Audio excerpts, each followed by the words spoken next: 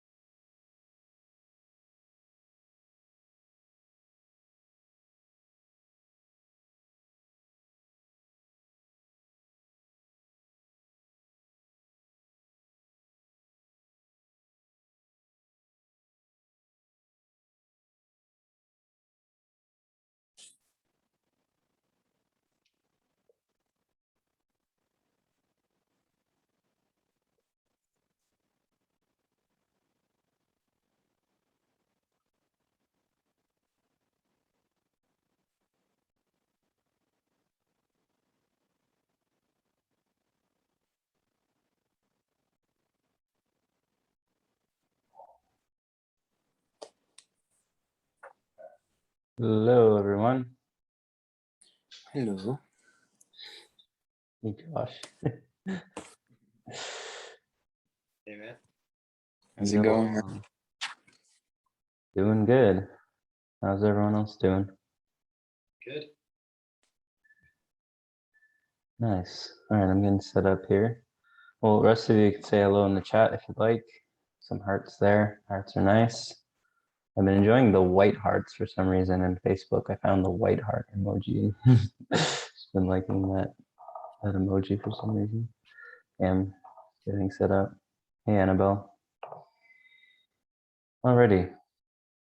Well, I hope you enjoy visuals and music as per usual. Pre-select that music however I'm feeling, and the visuals today was just like an amalgamation of um, different scenes on Earth. You can find them on YouTube. That's what I do, just drone footage and things like this. And one thing that was coming to me just when watching this one today is it actually reminded me of an experience I had many years ago, where I connected to essentially the kind of the more like holographic or star-like consciousness of Earth. So when we think of Earth, we think of maybe a globe. I mean, some of us think of it as flat, of course, but it's this physical object, let's say. Um, but in truth, Earth or Eartha is more so a star, and it's star like a star is made of light, of course, and so that light is kind of emanating in every direction, and it's a field of consciousness. So when we think of ourselves, maybe say existing as our I wouldn't say original, but a spark of light. Say we are actually a sun. So we're incarnated here as a human, but say we're actually a sun, and this incarnation is actually just one part of that original sun. What we're actually kind of coming to in that is a sun is just pure light and pure consciousness emanating, and in that emanation it takes on or takes the form of an infinite forms of different consciousness or incarnations, let's say. So Earth being a consciousness in itself, it's an entity that's aware of all of the expressions of itself simultaneously. So in this experience I had many years ago, I was basically like going into these different scenes. So let's go just to what we looked at today, which is these different scenes of Earth, right? Different nature scenes. So when we're going through them, we're literally traversing the collective consciousness of Earth just through the video, right? Where we're connecting to that light expression or that incarnate form at the beach or in the mountains or in the Arctic or in these different places, and we are becoming more in tune with the understanding of how the consciousness of, let's say, a planet or a star would be. Because when we exist as an incarnate in this body, we technically, we perceive just this reality that we're perceiving here, but in truth we are more so like a star. And so when we are accessing those aspects of ourselves through our healing process and moving through our template, being our multidimensional template, we can access these different realms of our experience, and through that awareness further heal, further deepen into what it actually means to be an angelic human, if you will, or ascended master, or in co-creation with God source. So it's not just we're this incarnate physical body living this life that we just see here. We do have the ability to access these many different realms of our experience, and essentially bring them back whole. Because when we have forgotten or we're disconnected from those memories, not necessarily just that we have to have cognitive memory of all the things that we've ever done or that we're currently doing right now, because there's many other things or many other places we may actually be in the universe right now. It's more so a feeling state, right? Because we've all, at least I feel in this group, have experienced the contracted, dense, kind of stuck feeling of the grind of the human world, this life and just this life, and our personal troubles and our identities and our traumas and all the things that this little individual self tends to experience and then get very caught up in. But when we can expand our consciousness and expand our view to essentially the eternal, the infinite, the expansion in every direction, up, down, left, right, this, that, or the other, we expand the view and it emerges us into more of an eternal perspective that brings a certain patience. It brings, which is obviously going to be like less urgent, like, oh, I got to make these happen. I got to do this. I got to fulfill my purpose. I got to, gotta, whatever. It brings us into much more of a restfulness. So it's not that we're necessarily in these like 24/7 like psychedelic trips where we're in all these other places, although it's potentially the case, certainly without the psychedelic. It's more so that there is that the direct feeling of that.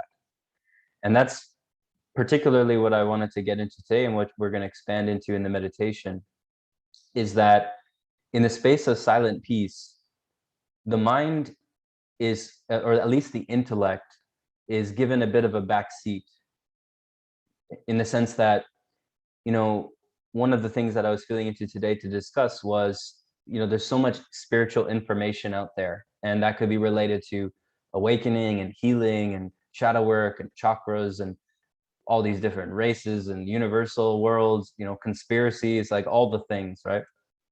And it's very easy, and it's the default response for the intellect to take a hold of all these things.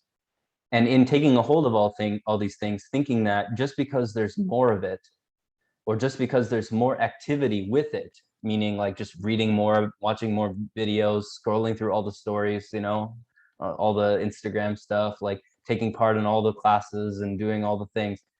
Well, the intellect kind of starts to create this spiritual identity around itself and around all of the potential techniques or methods or things that, could be engaged in, right? Or the things in which it feels like, okay, it knows because it's read about it, or it knows because it watched a video about it, or, what have you.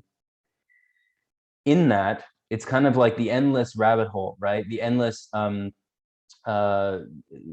just tunnels of information.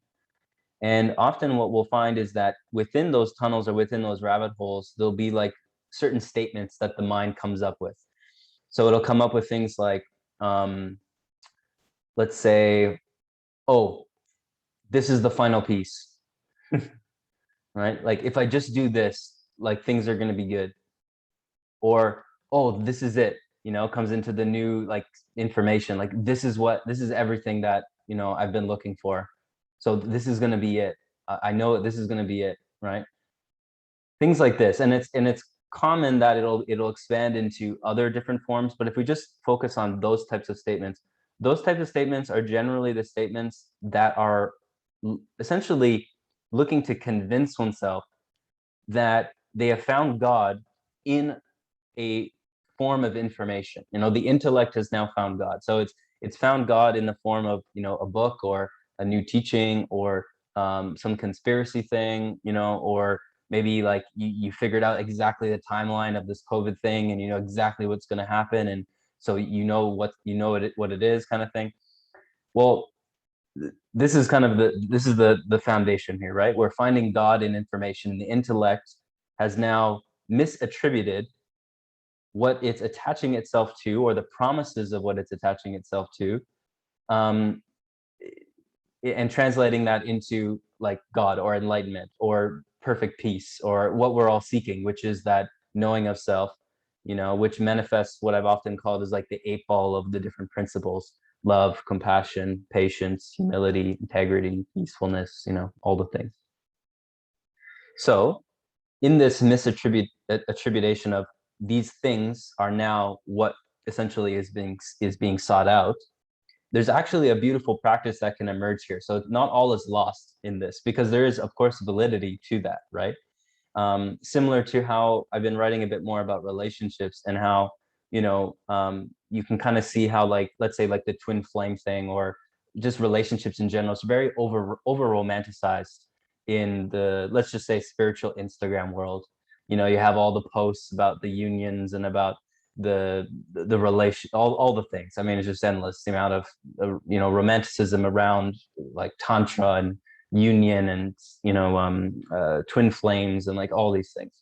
And generally, for the most part, it's being perpetuated by those who are a bit younger, not to overgeneralize, but a bit younger. Because often when you talk to those who are a bit more of let's say an elder folk, someone who holds a true wisdom through experience in this human realm, a bit older in age, they're generally not so like hyped up and romanticizing about relationships, probably because they've been in enough of them, so they've been humbled back to the challenges of what relationships are. But they're really just not like in this real like intensive kind of thing about it. And I found that this isn't really related to age as much as it's related to coming back to see what is actually happening there, right? When we are looking at another being and projecting all of what we're truly seeking upon them, and thus making a god out of them, essentially, right? Which is actually a beautiful thing, but it's only really going to be truly fulfilling, and not like as a step one, step two thing. It happens simultaneously, but as a recognition that whatever is being observed in the other, or in the information, or in the spiritual teacher, or in the spiritual book, or in the chakras, or whatever is being attributed to those things as godlike, or loving, or peaceful, or all the things, is actually the eyes that are seeing it. So going back to the quote, it takes one to know one, meaning for one to be able to see this in something, they must already be that. That's the only way it truly can be recognized. And so when we're attributing godlike things to people, places, and things, whatever, it's a part of the journey, but we can say we can be even a little bit more efficient in that regard to recognize that, wait a minute, it's actually I'm not going to say observance or awareness that's observing it, but it's the original spark that recognizes this love, this peace, this, all the principles we can attribute to these teachings and people and places and all of that. So we're not saying one is better than the other. It's kind of like a chicken before the egg type of conversation.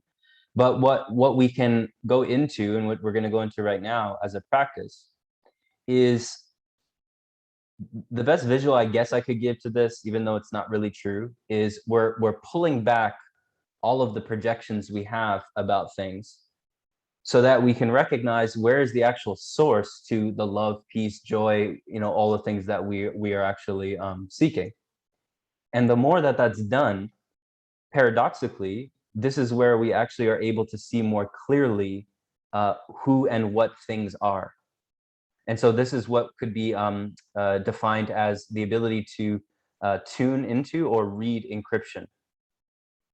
Right. And that's one of the, I'd say, the most fundamental questions I get on the path is, how do I determine what is right or what's not, or if this person's for me, or, if this is healing, or this is helpful, or this, that's really just a question of, am I able to read encryption? Am I able to truly tune into what something is before I let the infinite amount of projections in the mind tell me what it is? And that really only comes in a place of deepened silence. Right. And we feel this like when we look at nature, it's like when we look at nature, we're looking at the most infinitely complex thing. Like if you think about it, like all the things that are happening in the plants and all the insects moving around, and the weather and the pressure, like all the sciencey things, it's not like we have conscious intellectual understanding about all that stuff that's going on. But when we silence ourselves to receive that nature, that's why the weight of nature, when we're in like a forest or something, or even for me, I just watch the videos, I don't even have to go in the forest, that will silence you. It brings a weight to silence you, because there's actually so much going on. And if you're in your mind trying to figure out all the things that are going on, you're actually missing it, because the intellect is mistakenly believing that if it intellectually understands what's going on, then it knows. But in truth, we could just sit in silence and know, and the intellect could just be there to tell us like, oh, there's just a bear over there, you may want to like, just watch that, or something like this. Nothing like too over the top. The intellect doesn't need to be, you don't need to have a completely silent mind like intellect. It's just that the intellect is not the primary driver. And unfortunately, for 90% of seekers, the intellect is the primary driver, because that's how we've been conditioned, in our life. And that's why 90% of seekers still are kind of chasing their tail often. So we're going to go into this meditation now. I hope that makes sense to you, but it doesn't need to make sense to you. That's the beautiful thing. We can just come into silence. So let's get comfy. And actually what I'm going to do first, just like we did last week, is just pull up the code. We'll just look at the feel good code to help with our silencing, because we don't need to understand the code. You just look at it. I'll share my screen. And then we'll get into questions after this meditation. Okay. So this is the Alireya Rashatan feel good code. As I explained last week, it's essentially you, a part of you and your body. So if you look at your anatomy and your expanded anatomy, this is like looking in the mirror. So to start, we're just going to get comfortable, and we can just take a look at this code, with our two eyes, just taking a quick glance and just getting relaxed into our body and silent.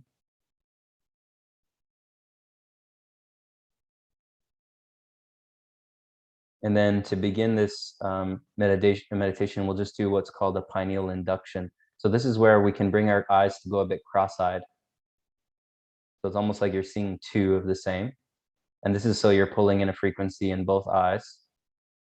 And then we're going to do a quick inhale through the nose and pull it into your pineal gland. Hold it in there at the top. And then a quick exhale, releasing through the whole body. And so we'll do this on our own time. We can do this a few times, just inducting the code, pulling that in through the body, holding it in for as long as you like. That builds the charge. And then a quick exhale when you're releasing it throughout the entirety of your anatomy in every direction, through every cell.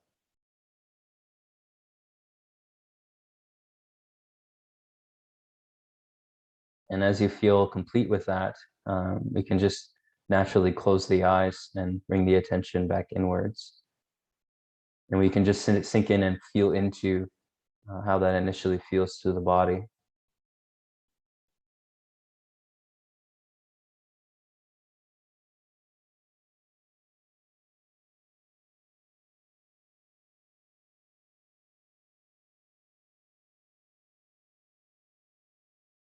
And from here, we're just going to come right into connecting to the breath for the moment.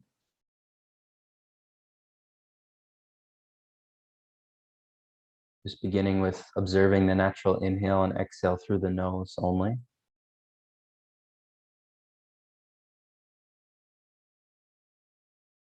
And simply connecting to our own individual energy. We are here in a group, which is beautiful. And it's equally important for us to be connected here just individually within our own bubble.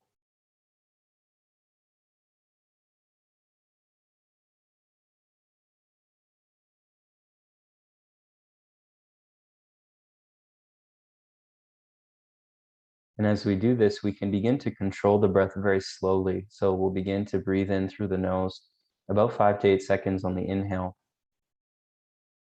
Very slowly, very gently, and very quietly. And same on the exhale. And go maybe a bit longer on the exhale, really emptying out, but really with no strain, and to the point where if someone was watching you, they wouldn't be able to tell that you were breathing.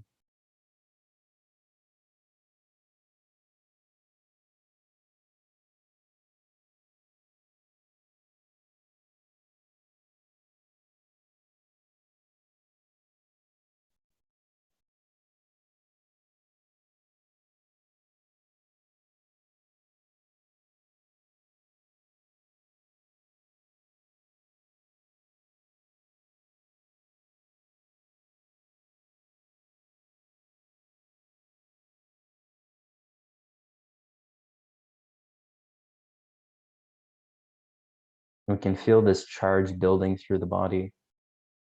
And as we continue to move this breath very slowly, we're going beyond just breathing in and out through the lungs. but we're breathing through every cell, as if every cell in the body is breathing through the inhale and through the exhale.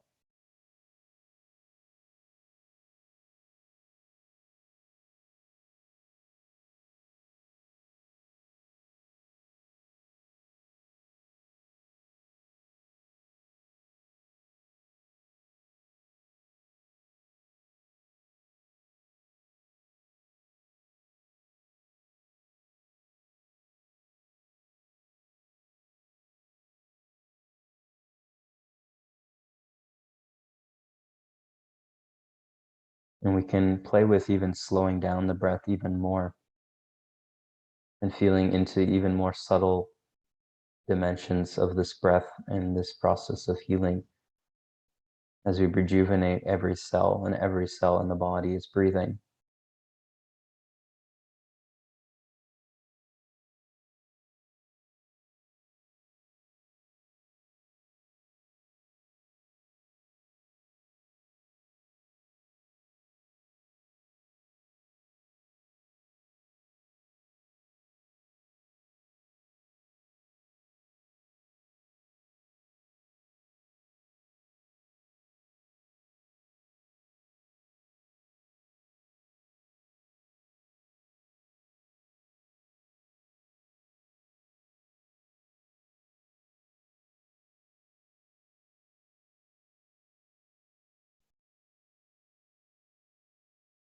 And in addition to this, we can add in a field of crystalline light, gold, silver, and silver, diamond light that's moving through every cell. So every breath, you're moving this energy through every cell in the body, and it's healing and releasing any dense buildup or solid buildup, anything that's seemingly holding weight within your field of view.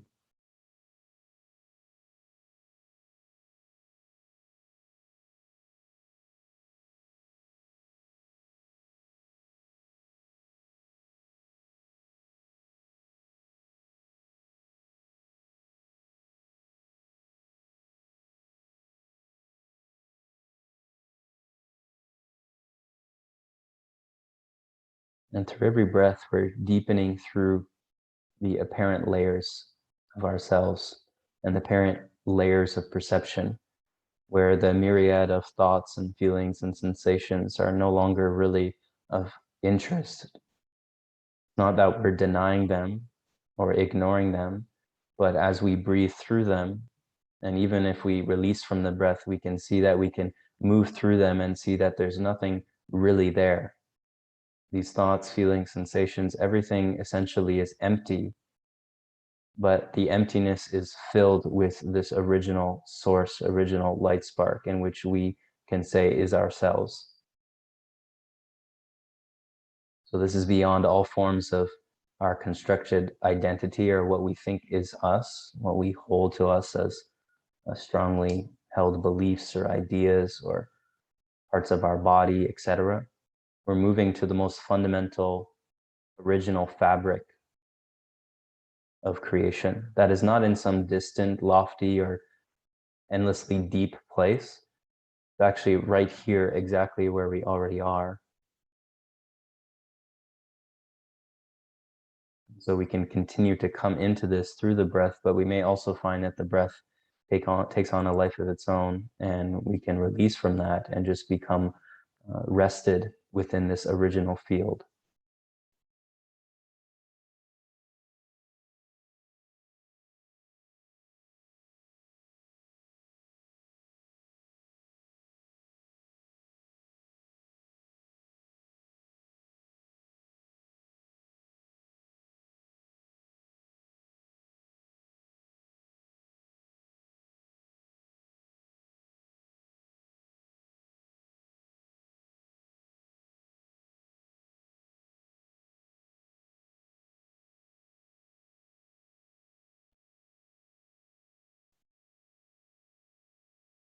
So we can still very much feel ourselves, but the most fundamental fabric or layer of ourselves. And yet we find that this most fundamental fabric is actually what gives rise to all thoughts, feelings, sensations, everything that we could call our experience.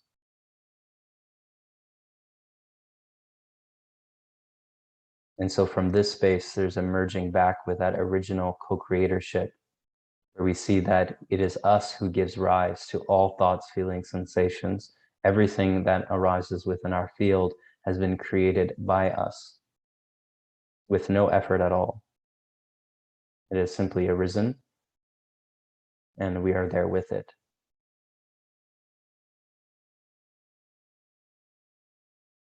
And so the dance is understanding this, and from that, everything also can dissolve back to where it came from.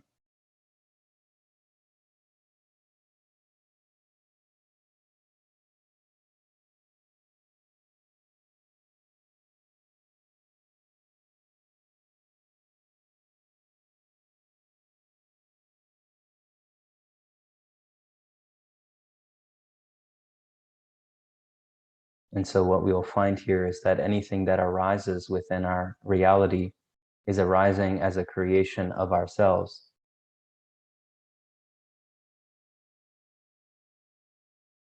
And thus all the qualities of ourselves, being light, love, peacefulness, compassion,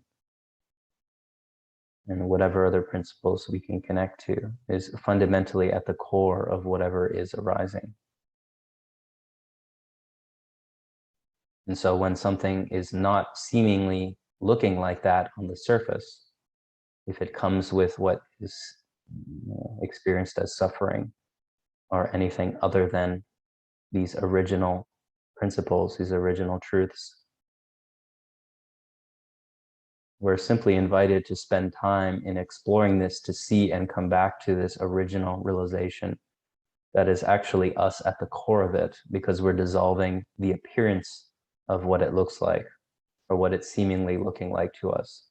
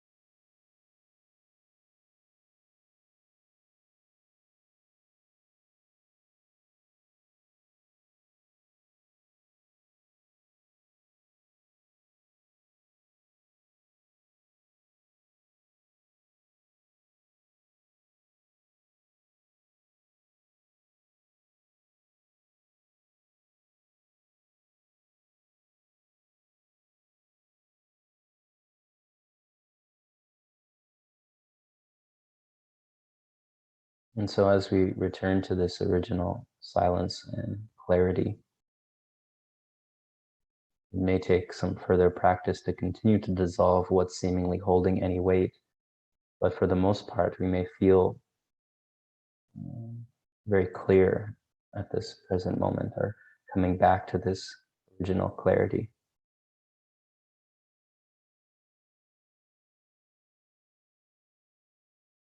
From this space, we can find that any particular topic that we desire to explore within ourselves, from this space, just the emergence of the intention of exploring that particular topic reveals very quickly and much more efficiently anything that is relevant for us at the present time.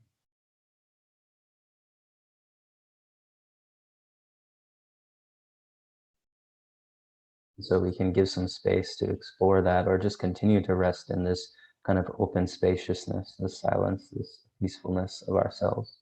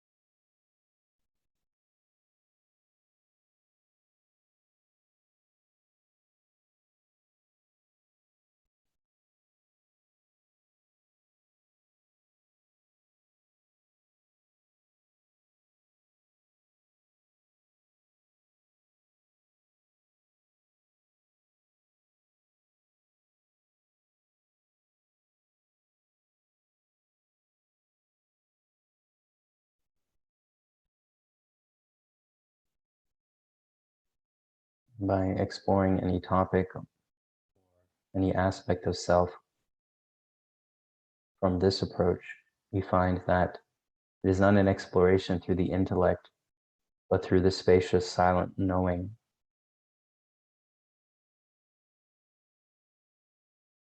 So to come into a sense of knowing, there is a clarity, there's a confidence, there is a lack of any form of urgency or reaching or needing to escape or numb or retreat, but rather just simply a being with the spaciousness in a sense of open patience and trust.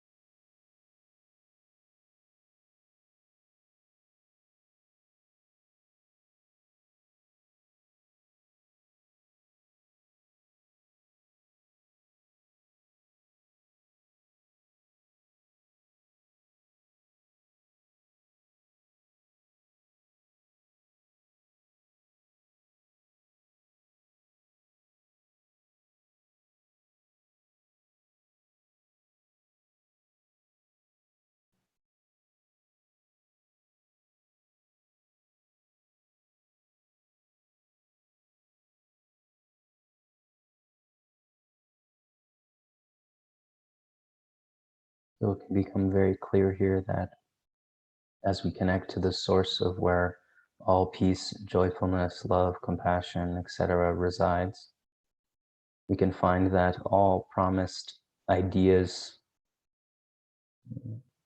images, appearances, people, places, and things that seemingly are to give more of what we already are in the first place, we can very naturally, with real no effort at all, come back to a clear view within all of that.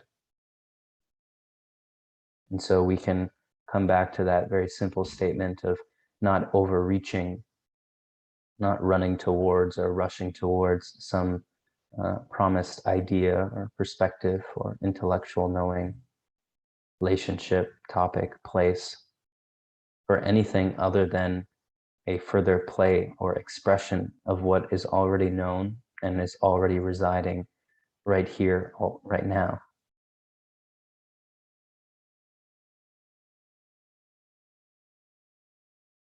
And even if that sense of full joy or peacefulness or that love and compassion is not so present, or it just seems like a very small lit candle right now, the further focusing upon it and the resting within it, the trusting in it, allows for it to build or be revealed more fully.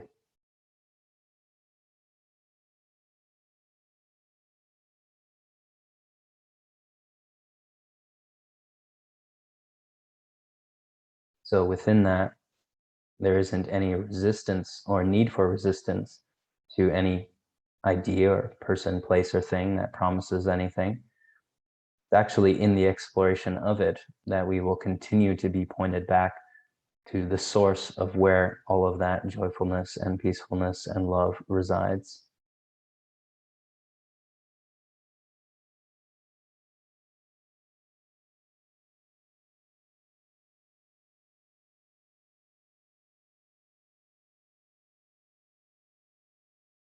And in this space, we may find that there isn't really even an inner and an outer, although it seems that way. We'll find that everything that arises within the same space and as the same space, not necessarily inner or outer, simply arising.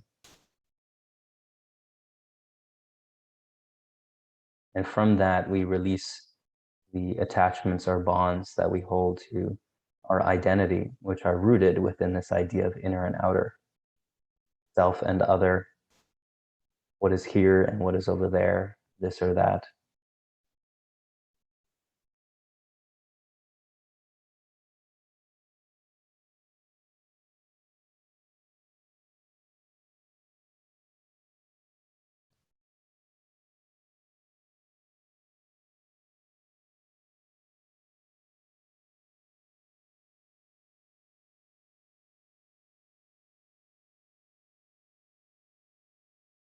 And instead, in this final realization, we see that this peace, this joyfulness, this love is actually everywhere.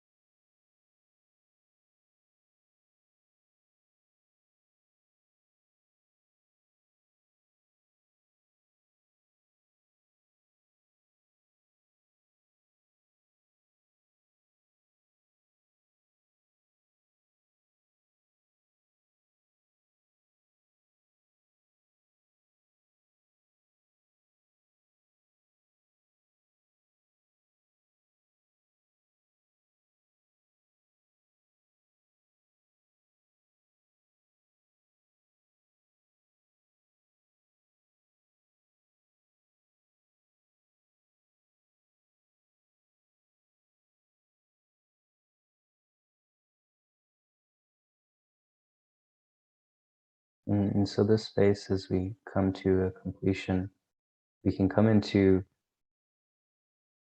what I'm being guided to share is just a complete relaxation.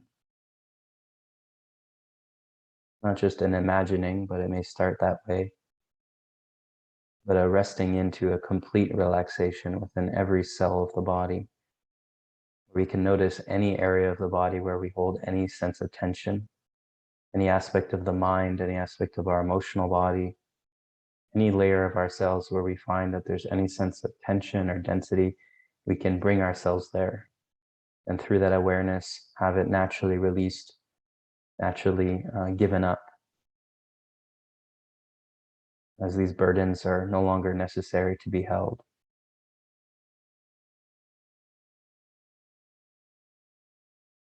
They're not necessary any longer.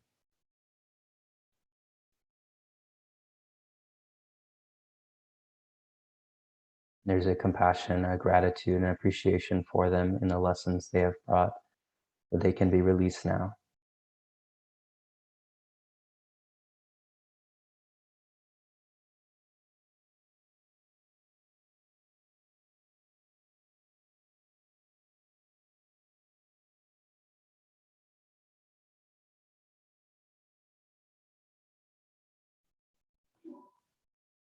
And there may be pain with releasing, but this is okay,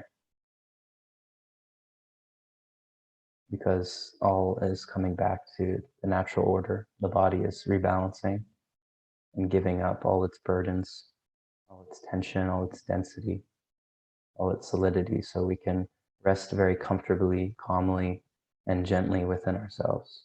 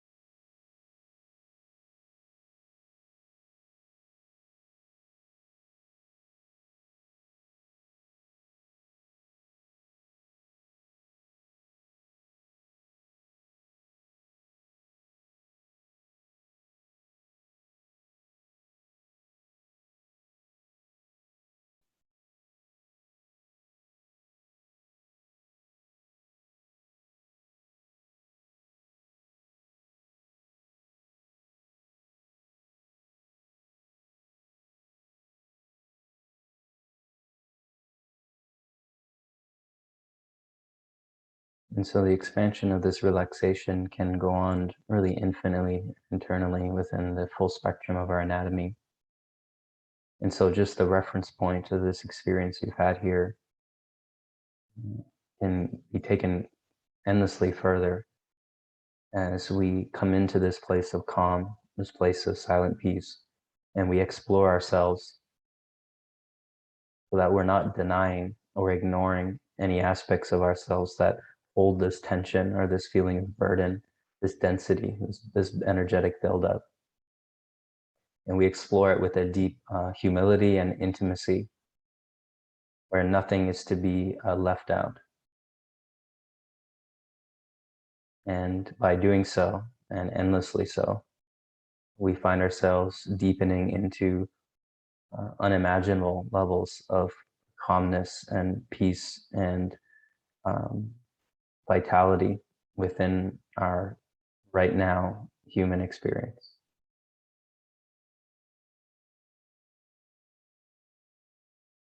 And we'll find ourselves feeling into these very magical energy flows that naturally are to move through the body, have always been there, but maybe have been blocked or distorted, or we've just simply been unaware of them.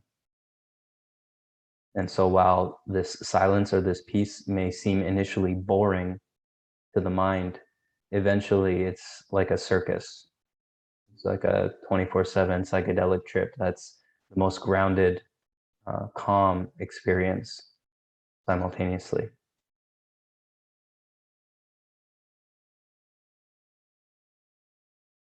This is what happens when the body heals.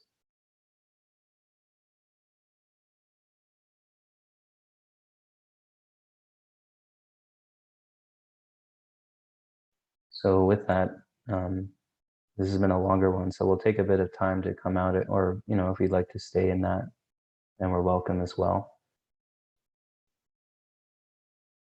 So we can take our time to open our eyes or just rest here for a little while.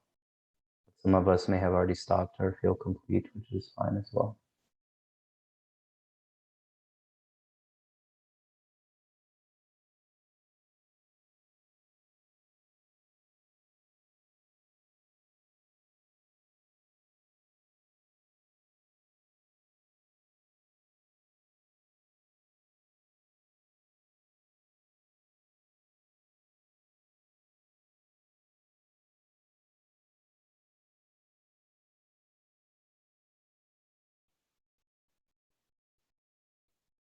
So feel free to maybe initially we can just share on the chat if there's any reflections or comments on that. But we also can, in a moment, get into just open sharing. If people want to, come on video or audio and share perspectives, comments, questions, etc. Yeah, there's still like kind of clearings and stuff happening, which will probably continue to happen for a little while, depending on each person's attunement. I know for me, it's continuing to go. Um,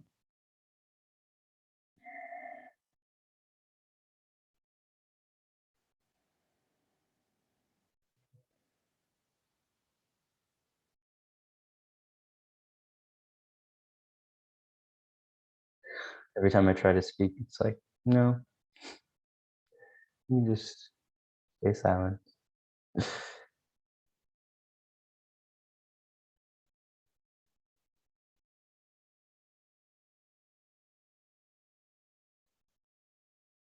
All I do feel compelled to share really is that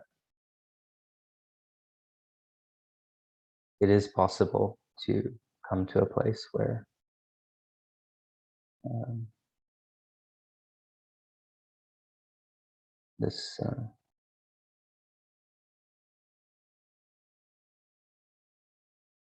this sense of perfect peace and joy is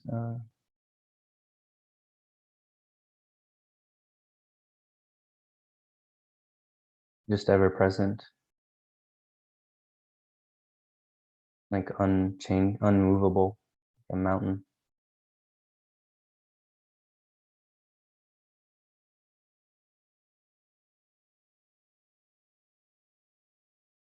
And in that, all the knots undo themselves, all the traumas and habits and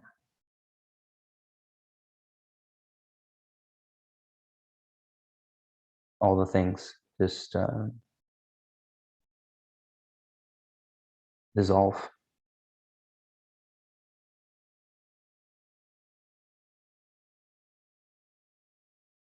And so what I was getting from this and still am is it's just time to give up the burdens, give up all the things that we hold so dearly that really have no place anymore. They I mean, at any moment we can give them up, and the timing will be very different for each of us, but it's also a practice. So we can wait for the perfect timing, or we can also practice. And that's much of what I was kind of alluding to today, which is there's an endless amount of information that we can study or explore or think is really important. And it may be, it's not for me to say what's important for you or not, but in a practice such as what we've just got into today, or maybe other, forms that you explore, things that we're actively engaging ourselves and this peace and this love and this joyfulness in a way that's viscerally a reality. It's an actual knowing that we are this right now. I am this peace right now. I'm this joy right now. I'm this love right now. I'm this compassion right now. And I know it without a doubt that I am this. And this is what it is. That's really what we're seeking with the endless studying and going into all the things and, potentially just getting distracted with so much of it. So it's important that we continue to come back to these practices first and foremost, and we continue to focus on what really lights us up. And from that place, we are naturally going to be guided into information, into a quote in a book, a picture, a code, a song, a visual, a geography, a relationship. It's from that place that we'll be guided to these things that will further the expression. Like it's like an exponential build where one and another come together and they make a third. It's an exponential build. And that's the real practice. So if we continue to focus on that as the primary, then we won't be confused with the information. We won't be confused with the timelines, or we won't be confused with all the dark topics, on the planet, all the things coming out, all the stuff revealing itself. It won't be confusing because we're coming at it from this foundation. And then we navigate these topics from that place, which gives us a very clear knowing, right?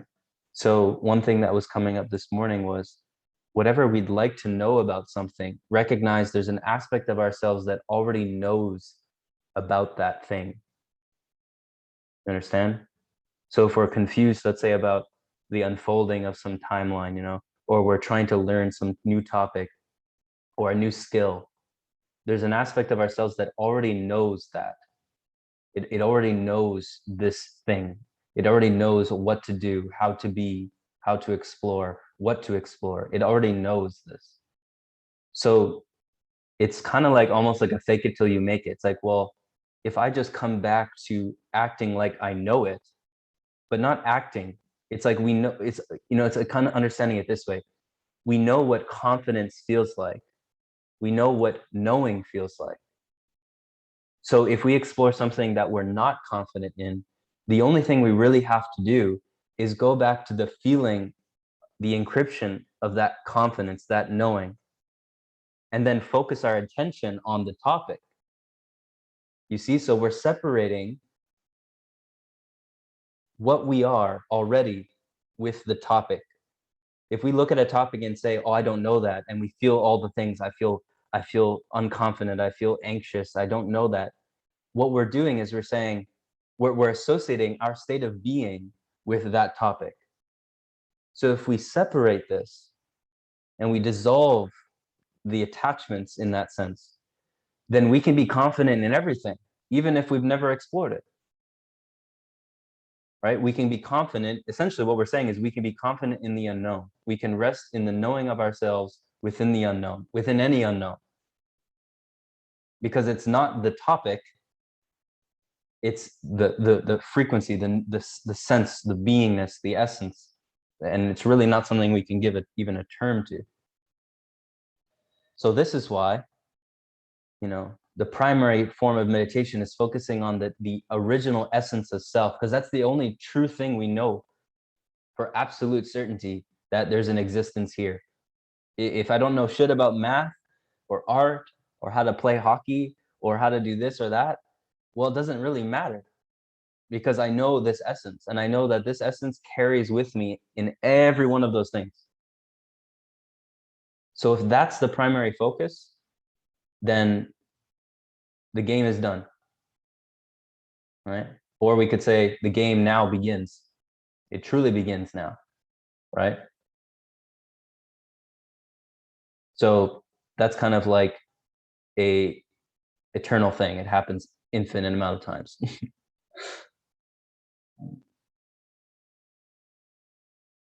To me, this is what we could define as enlightenment. It's the beginning, right, of eternity, where that knowing is remained. We perpetually come back to that knowing. And then from that place, the knowing continues to expand still.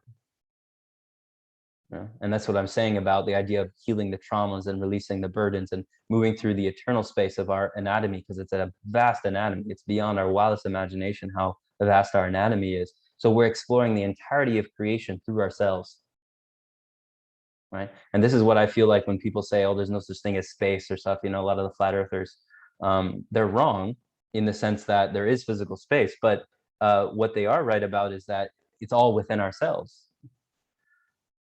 That's what it means to inscend, not ascend. We're inscending, we're moving through our own self, because we can traverse the entirety of creation through ourselves. And that's what I'm getting at, in the initial space today when we're watching the Earth video and we're seeing all the different forms of Earth.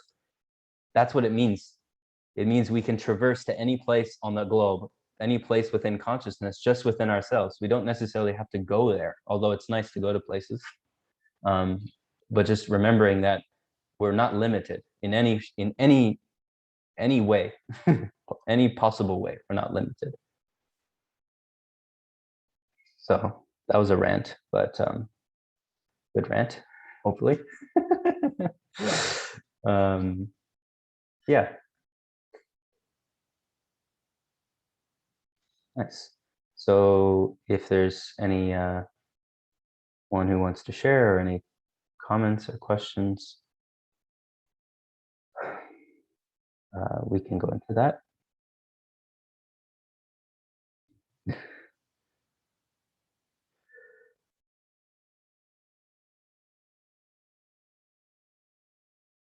No pressure though.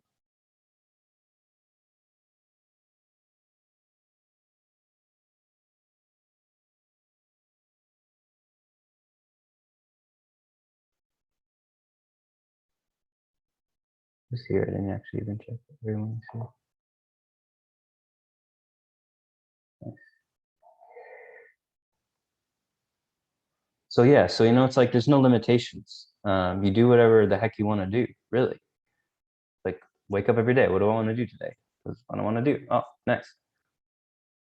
That can be a frightening thing, because if we can do anything and we have anything to choose from, then it can get very quickly into a mind game, right? But if we start living more so from this sense of spaciousness, this silence is not empty. That's silence is actually extremely full. It's just that it's kind of like when you go through the withdrawal, say of like you stop smoking cigarettes or something. We know what's on the other side, or we know, but we maybe can't conceptualize because our bodies are so damaged. So when we move through the silence, which is the withdrawal from the cigarettes, it's very painful, boring. The body, the nervous system, the emotional space is all like rewiring, and it's re-etching itself. So it's extremely painful. That's what like fasting is. That's what meditation is. So most of you, I think, have been in this long enough where you've moved through that, but it still endlessly comes about. You go through many stages of that, or just days of it where today's a great meditation and tomorrow's not. Tomorrow you're feeling that boredom, like, oh, what is this? It's silent. And that's actually a great practice to understand that it's not always about forcing ourselves through that space. It's about recognizing that just because sitting on the meditation cushion is not the thing today doesn't mean going out for a walk listening to music is not the thing.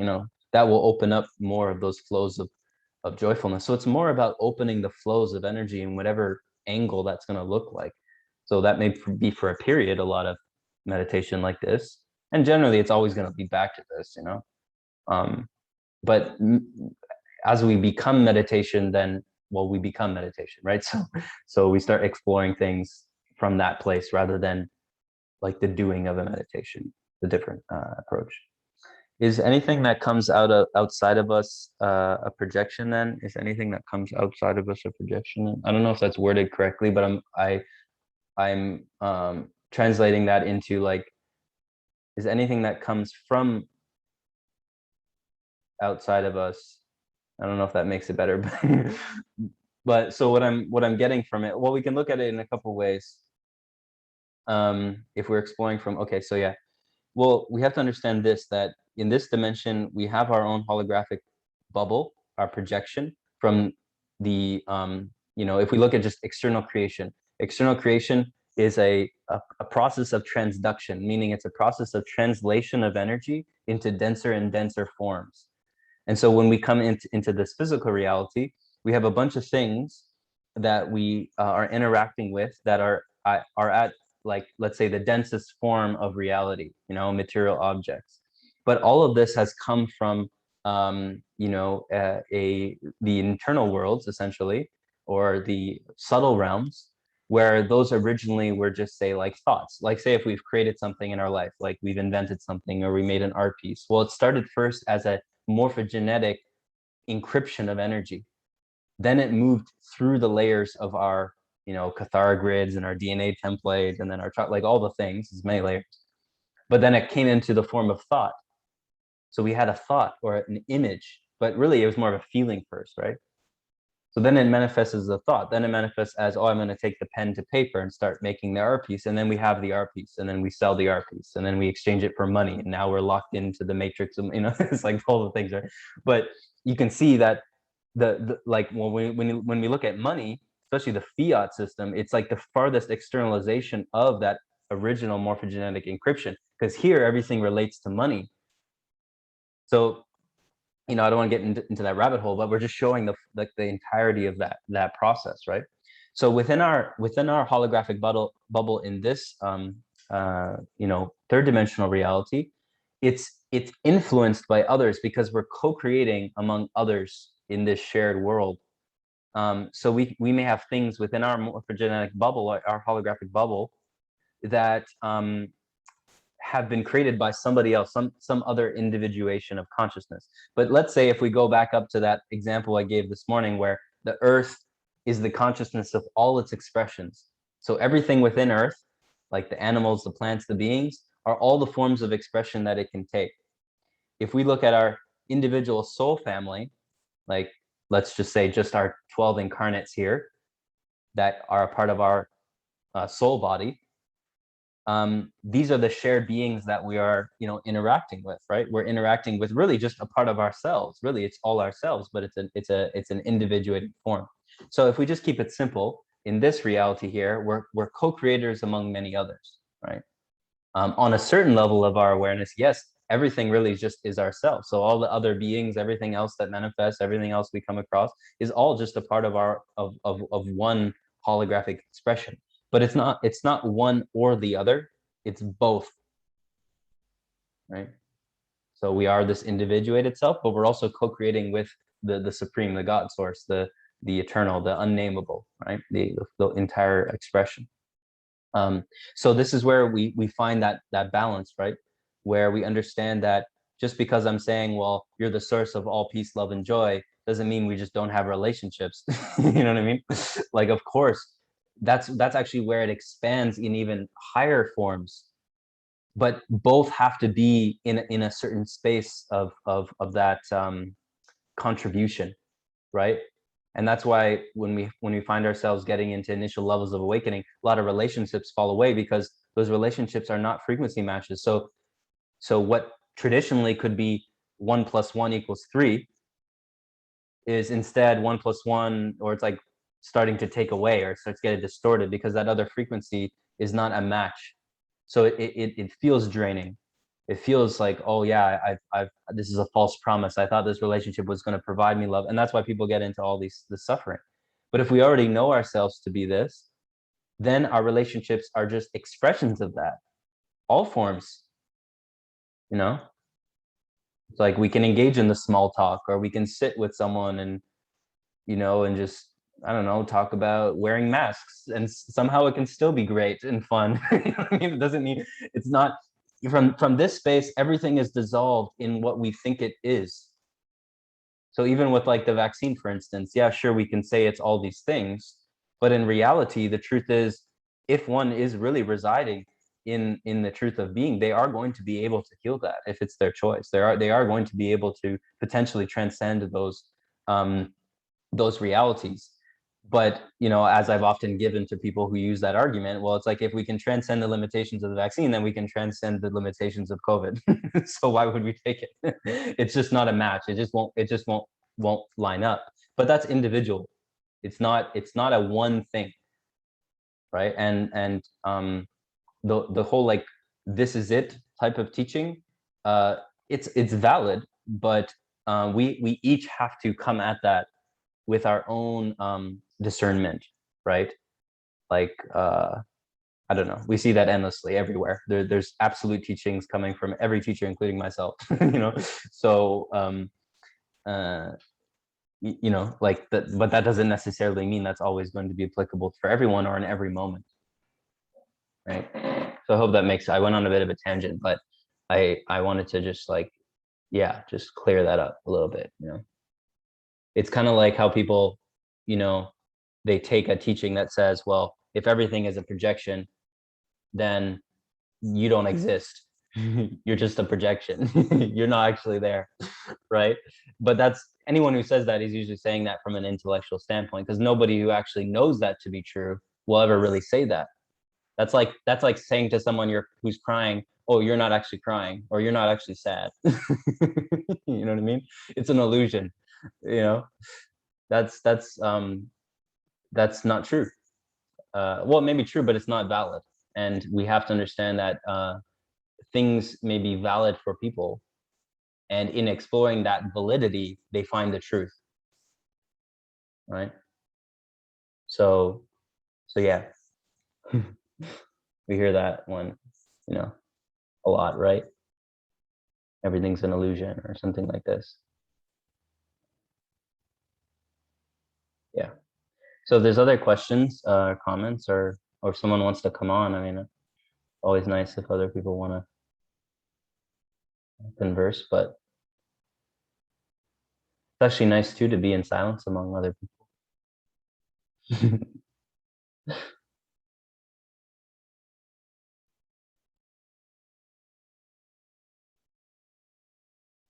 The power in putting down burdens is mind-blowing. Yeah. Mm-hmm. Very nice. I just got the image of like, well, that's what or the message, that's what true nourishment is. Like, you know, how we think nourishment is, I gotta feed myself or something, or I gotta have a nice soup on a warm day with a blankie or something like this. I mean, it could be that, but you know, nourishment often is spaciousness. Because it's like if you were to, I don't know, like if you had like ice, this is the image I'm getting, if you had like ice in a tube, like a hose, and then you emptied the ice, and then it actually could be flowing, like the water can actually flow now, so you've just removed the ice. But I guess the ice is also the flow, so maybe you just let the ice melt.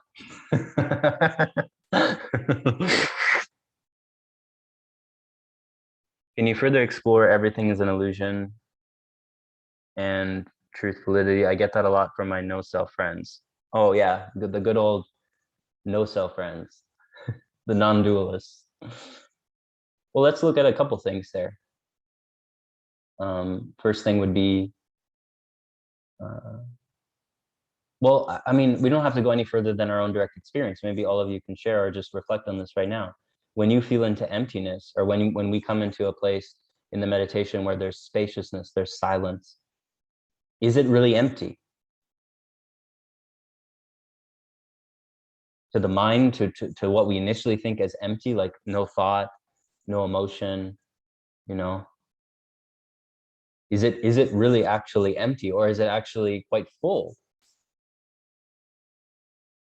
Because there's a certain new peacefulness, a joyfulness, a love that we cannot even understand really, because we've only attributed joy, peace, and love to things, or to experiences, to happenings.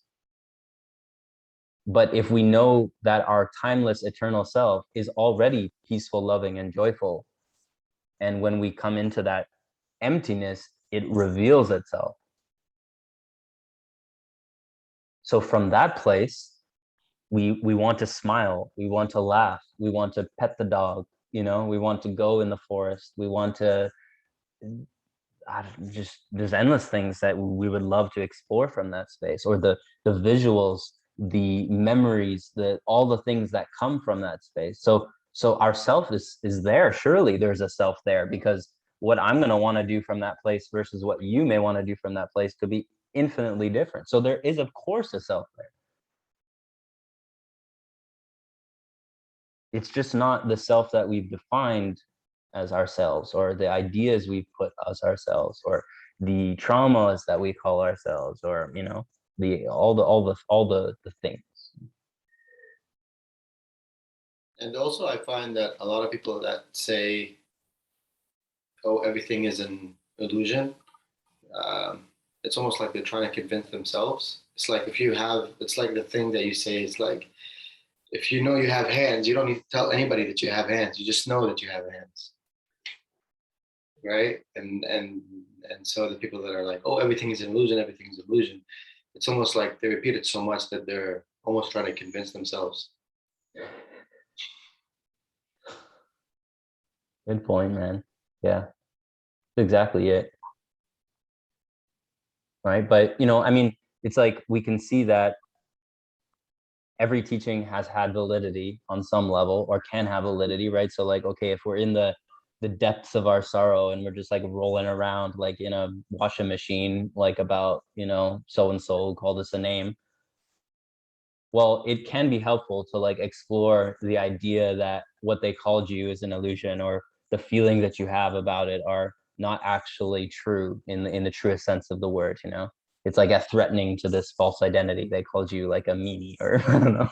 Trying to make this as hilarious as possible. But you know, so Barbara, you can see that, Barbara, right? It's like everything can have validity at a certain time. But anytime we're holding to an attached idea about a teaching, and then that's our teaching, like everything's an illusion, and then it's like it's used all the time, right? It's more so like that's just a phase. You know what I mean? I think we all can relate to that, where we've been like attached to like a teaching or an idea or something that was relevant for us in that period. That's what I say when it's valid, right? Like, I don't know. Go back to what you were saying in the beginning of like thinking a certain amount of information is God, right? And people that get stuck in that, in a phase of teaching, maybe perceive that kind of information as God. That's it. Yeah. Yeah, exactly. And that's, you know, yeah, it's valid. That's why it's, you know, the whole like guru idea is kind of, it's illusionary altogether, in the sense of like, or authority of information, because we're all still eternally on the journey. We can say that, yes, there's going to be some or select few that are going to have more and more eternally more accurate versions of the truth in which they speak, but it's still not it, because it is only something that can be known, not something necessarily that can be communicated. You know, although when we look at like Rumi or Lao Tzu or Kalonic studies or something or whatever, which are actually vastly different from each other, like freedom teachings and a Rumi poem or something. But essentially, the essence of it is found in it, because it's they're communicating from that place. But you know, we can't get confused by the words, right? Or the appearance of what's there. And so it's almost like what I'm getting now is the idea of like phases, you know, that's very much an idea of time, you know. So the more we're kind of like still kind of processing our karma, those phases are going to last longer. That's why you could have someone who's like attached to a certain dogma for like their whole life, versus the more we connect with the actual reality of truth, those phases are like almost like moment to moment, you know what I mean? Or like day to day, minute to minute, they can be changing and endlessly changing, because we recognize that we're not attached to any one of those, right? So they're all going to kind of manifest or reveal themselves in the appropriate time or the appropriate moment. So that can be, that's frightening, of course, because then we're not it's like we're naked, we don't have clothes, we're not holding on to anything, any like, you know, one favorite or idea or whatever. And we got to be practical with that, you know. It's not to like jump around, like, because that can become another thing too. I was reflecting on that today with just like social media, how because I can like look at insights on my Instagram, I can like observe people's tendencies, you know, with my content.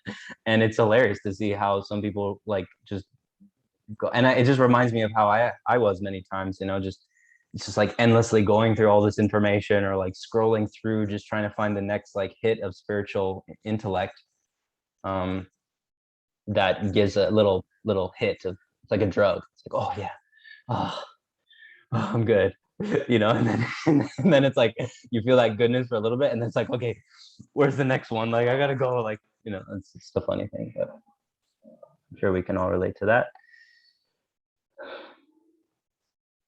But yeah,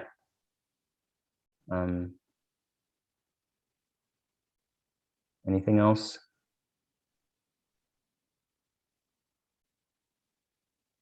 Just looking at a couple pictures here that would be nice to look at.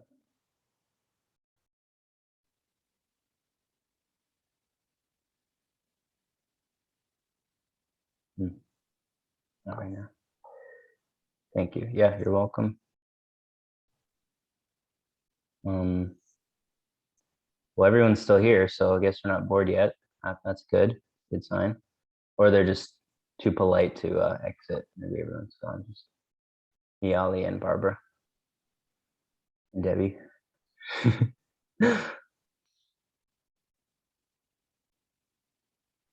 Yeah, you're welcome, Lily. This is really nice. Yeah, I'm gonna share this one probably outside of Patreon, just because I feel like people can really benefit from this meditation today. Speaking of Patreon, though, if you do want to be on Patreon, or you just want to donate or whatever, I'll share those links and find them. I'll probably do these more because I mean they're amplifying for me too, obviously.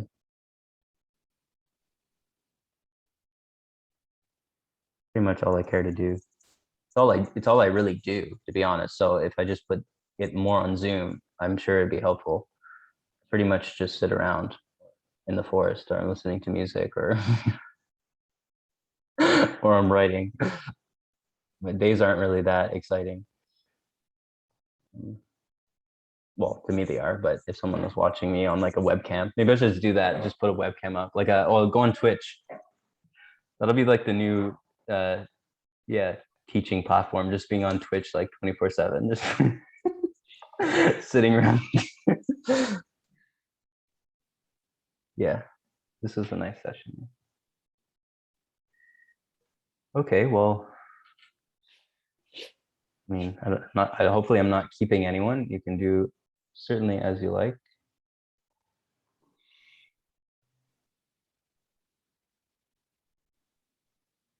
Been finding some nice crystals around.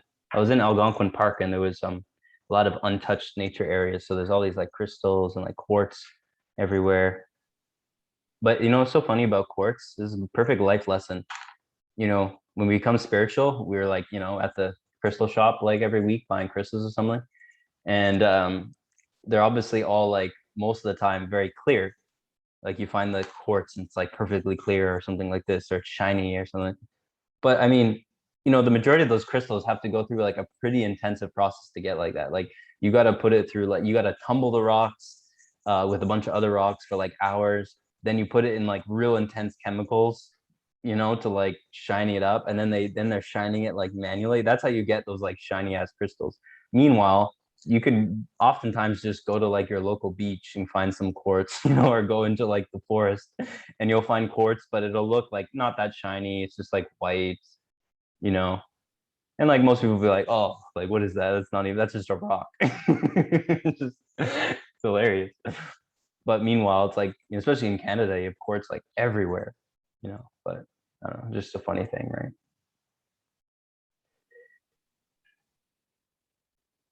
Like most of us as children, we're collecting crystals all day. We don't even know it. It's like, oh, that's a rock. And then when we get spiritual, go to the crystal shop with the, you know. Meanwhile, you probably have like an old bucket in your garage from when you're like 10. It's like filled with all these like epic crystals. It's pretty funny. But I know you actually can find like quartz that is like very clear, like in a certain pocket or something. But the majority of it that you're finding or you're buying on Etsy or some shit on like a fake gold necklace is the same stuff you're finding like down the street. So yeah. Source locally. I guess that's the theme. So what's up? What's up with you, Ollie? Oh, Bye, Debbie. not much. Yeah, work's died down a little bit, which is nice. The note of like spaciousness, because I've been getting that spaciousness to just be, and everything sort of been like manifesting effortlessly. Yeah, I got this person who reached out to me who was like, "Oh, I can help you with your social media." I was like, "Oh, cool." Didn't even have to put effort into that. Like, Looking perfect. like free, like, and so it was like, yeah. For those that don't know here, Ollie's like a wizard with like, well, you call it prehab, which is like, you know, a new form of movement and preventative, I guess a preventative medicine for body movement. And, you know, I don't know, you explain it better. Yeah, it's just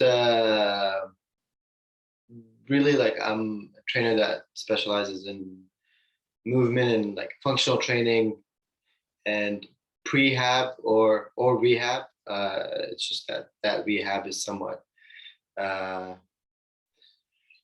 it's a term used for the people that spent 8 years in a textbook, and you know, Yeah. even though a lot of my clients they come to me after trying to like they'll try the physio and the chiro and everything under the sun, and nothing works, and then they're like, all right, I guess we'll see what This guy does. Yeah. Yeah. Yeah, exactly. So yeah, people who are, facing those challenges. I know for me that my story with Ali in this regard was my ankle. I shared a little bit. I had rolled my ankle and like torn ligaments and fractured one of the bones. I don't know which one, but I still kind of feel it. Um, and yeah, like one of the most important elements to the healing process was all these like recommendations, which was just so simple, as most of the things we talk about here are so simple, but like just yeah, so transformative. And I find the body piece is so interesting because like even in the spiritual domain, like if we think everything's energy, it goes back to the idea everything's an illusion. If we think everything's energy and illusion, then we don't need to like do the body things, right? We could just heal it. I remember actually what was happening at that time when I rolled my ankle. A friend of mine broke his ankle like a week before, and we were both going through our healing process the same. And he was sending me like all these like sound healing like videos and like like meditations and like these energy activations from people, and I love that. Obviously I love that. I'm like, yeah, that's great. um but what I recognized in that whole process, because what I was doing was those things, but also like all these recommendations, fasting, different compression, understanding the rice formula is actually like pretty much bogus, or it's not as effective as we think it is, so moving into other practices with that. So the physical foundation was like the primary approach to that healing process, right? But then you use all the other things on the subtle levels as well, as not icing on the cake. It's on some level just as important. But if we ignore the physical aspect, then those other elements are not really going to have an effect. So what happened? Well, within like a few weeks, I was back like pretty much good, almost like 80 to 90%. Whereas, he's still in the process of that. Like it was taking quite a while. So it's just recognizing like that has a lot of importance. But I don't know if you guys are in that space, then send a message to Ollie. But the other funny part is that, you know, I was like, yo, you got to get your social media going. You could, have Right. all these clients. But now the effortless way is better. Yeah, yeah, pretty much. And it's like some guys who like offered it. And yeah, on the note of the ankle thing and what happened between like you compared to that to your friend, I think back to last year when you talked about how like everything's gonna change like systematically and on this earth, and you said it's simultaneously gonna change from the top down and then from the bottom up. Mm, And it's the same with ourselves, right? It's like we can have the spiritual stuff of the sound healing and listening to frequencies and doing the visualizations or the meditations, um, but there's also still like a big element of practicality that is needed, uh, that and you go from the bottom up as well, not just from the spiritual to the physical, but also from the physical to the spiritual. mm-hmm, mm-hmm. Yeah, Frank, some of you know Frank, who shares a lot about like, enlightenment, all that, and meditation. He posted something interesting today, and it was around that, like the idea of enlightenment is mainly just sensation and physical. And although I don't agree in the exact way in which it's being described, I like what he's saying is actually very important, especially in relation to, let's say, like practices like Vipassana, which are mainly and solely sensational based, right? Where we're only focusing on the actual sensations that are actually here. Now, that's such a beautiful entry part, because even when we're speaking to, and that's kind of like, I guess, an overall point for today was, if we're studying, let's say, the energy body, and we're looking at all these diagrams and all the chakras and all that stuff, well, all of that is really great because it's a map. But if we still can't even feel a chakra, like if we go into meditation and there's no feeling anywhere about any chakra or any sense of energy or anything, well, that's the foundation we have to start with, right? It's like following the breadcrumb trail, right? Where if we follow that breadcrumb trail of sensation, of just focusing on what is already in our present reality, like right here, right now, that we can viscerally feel or like perceive, that will guide us into the expansion of, understanding energy and reading encryption and feeling all the stuff. And that makes things way more practical, right? Like for instance, like if I go to that code, right? Like when we're looking at that code, um, like I don't know how it is for some of you, maybe you guys can share, but when you look at that code, some of you may actually feel it. Like there's a sensation that you feel with that code. And when you close the body, you may feel it. For myself, over time, I actually feel this as a part of my anatomy. Like there's an actual feeling sense that this code that I'm looking at, I'm actually looking in the mirror because I can feel this code within myself. So, that takes time. That takes a process of attunement, right? And so the entry is through sensation and through the body, right? Just like the yogic paths, like going through the stages of breath and movement, and right. And even so, when we reside in a level of, let's say, in a yoga system of samadhi, it's not that our bodies just disappear, or our breath disappears. Although, sometimes you breathe less, or you become more breathless, or I don't know, you don't eat, or things certainly transcend, but they don't just go away. So yeah, it's a nice topic. Yeah. All right. Well, great.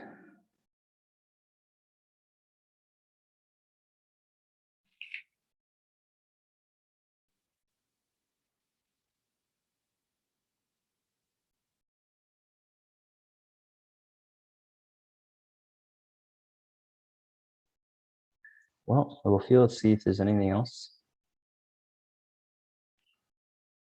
But I think for now I feel pretty complete. I'm gonna go for a walk.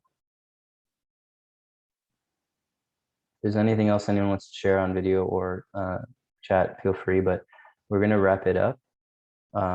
As I said, the donation links and all that are there. Exchange is always a beautiful thing, even if it's like 50 cents, but exchange is a beautiful thing. And also the exchange, again, coming back to the topic of when you're going through the lands of spiritual accoutrement, how much are we actually engaging the exchange through practice? If it's just an endless consumption, that's where we'll find ourselves in an imbalance, right? If we understand that when we hear a teaching or hear something or we engage in something, it's nice to actually put that in application, right? To exchange our energy with it, right? So it's not just money, it's not just being present, it's engaging it, exploring it in whatever way that looks like. So just remembering that with social media too, because it's very easy to get in consumption mode, where we can be consuming things from people that we've never actually even ever talked to.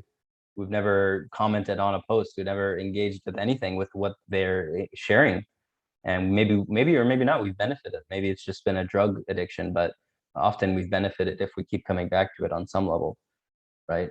So I know for myself, that's been a topic, just being more mindful of how those exchanges go, because exchanges are always happening, whether we know about it or not, right? So social media is a way where that'll be amplified, right? In regards to relationships, how we consume things or interact with things. So yeah, I think I'll leave it there. I appreciate all of you being here. It's good to connect and talk and be in silence too. But yeah, next Wednesday probably be the next time, but maybe something else. I am considering doing a physical gathering or retreat at some point. So that's percolating, but yeah. Cool. All right. Good to see all of you. See you, Ollie. Good chats. Yeah.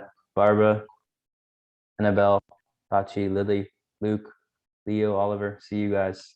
Enjoy your day.